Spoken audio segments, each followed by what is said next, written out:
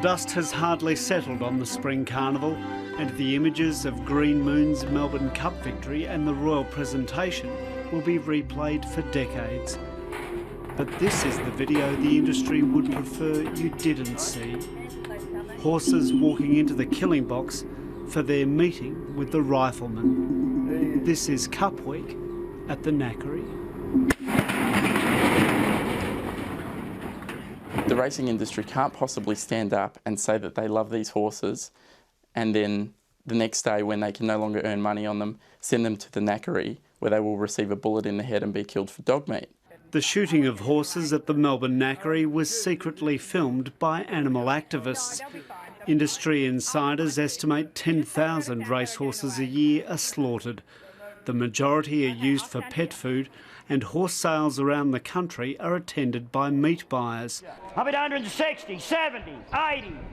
At the HUGH sales this month, about 100 horses were sold at auction, including failed racehorses. Lots of those horses, contrary to what a lot of people think, actually go to homes and people test their skills at educating them, breaking them in, using them as a kid's pony. The sales can still become a dumping ground for racehorses. This obviously injured horse was listed for sale at Pakenham last week.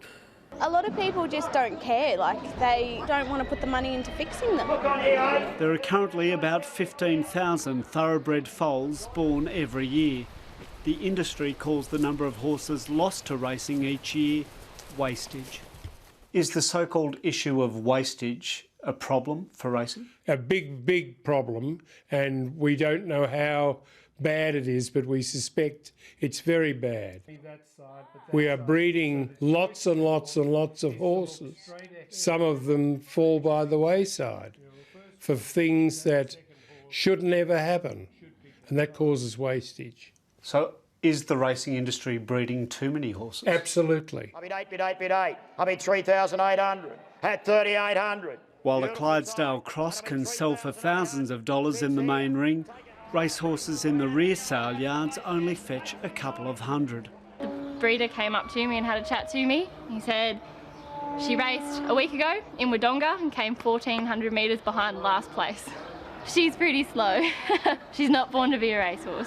Not fast, but this horse was very lucky. Had a bid 300. Bids for the girls. Had 3 quick. Number. I knew I had to take her home. She's just gorgeous. What would have happened to this horse if you hadn't have... Dog meat. The dog meat man was bidding against me and I said, I'm going to keep going, so you might as well stop, buddy. Yeah. So what did she cost you? $300. Not much at all. But finding a new home for a thoroughbred is easier said than done. They cost between $50 and $100 a week to keep and are often difficult to handle. A lot of horses are quite frazzled by racing, and you find that they quite often need 2 or 3 months just to sort of come down out of the clouds and eat some grass and generally get used to being a horse again. So let the reins go a bit. Yes, no, put it right down. Just get him to relax and put his head down. That's it, yes, good. Very good. Bill Saunders runs a racehorse retraining program west of Melbourne. He's found new homes for 50 former racehorses in the past 2 years. Some of them are quite badly injured or really difficult in the head in terms of being quite mad, and those horses are probably better off put down. But of the ones that are left, there are many that are very suitable riding horses, and of course many of them do go out and do exactly that. While it's difficult enough to rehome a racehorse, about a third never even reach the track. Something like 8,500 horses at an early age are excluded from the racing industry, usually due to injury, mostly due to the fact that they were prepared for racing when they were juveniles and not mature in bone and limb. That's the big problem for the racing industry.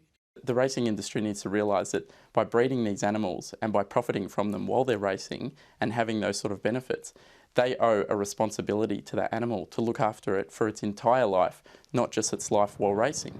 Racing Victoria admits there is room for improvement and is considering an owner's levy as part of a new strategic plan on racehorse welfare.